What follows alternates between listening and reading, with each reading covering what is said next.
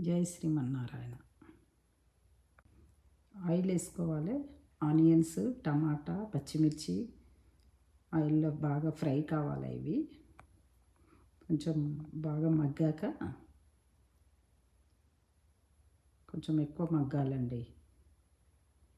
కొంచెం మూత పెట్టి మగ్గించాక రాజ్మా వేసుకోవాలి. దానిలో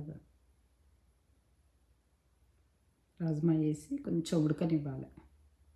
రాజ్మా ఉడికాక గరం మసాలా, కారము, ఉప్పు, ధనియాల పొడి, జీలకర్ర పొడి, కొత్తిమీర అన్నేసి బాగా మగ్గనివ్వాలి. కారపొడి, ధనియాల పొడి, గరం మసాలా అన్నీ వేసి, ఉప్పు, పసుపు అన్నీ వేసి కొంచెం మగ్గనివ్వాలి. కొంచెం దగ్గర పడే వరకు ఉంచుకోవాలి. దగ్గర పడాక కొత్తిమీర వేసి దించుకోవాలి. జై శ్రీమన్నారాయణ.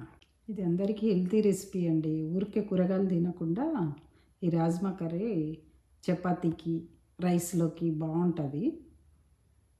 భగవంతుడిని పెట్టుకుందాం రండి. భగవంతుడికి నైవేద్యం.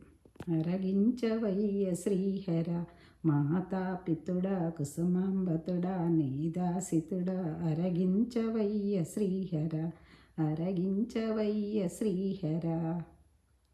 జై శ్రీమన్నారాయణ. మనవరాళ్ళకి ఇది బాగా ఇష్టం అండి. రాజ్మా ఇట్లా కర్రీ చేసి మా మనవరాలు తినదు, కానీ దాన్ని మెత్తగా చేస్తాను. చేసి దానిలో కలిపి పన్నీర్ వేసి తినిపిస్తాను.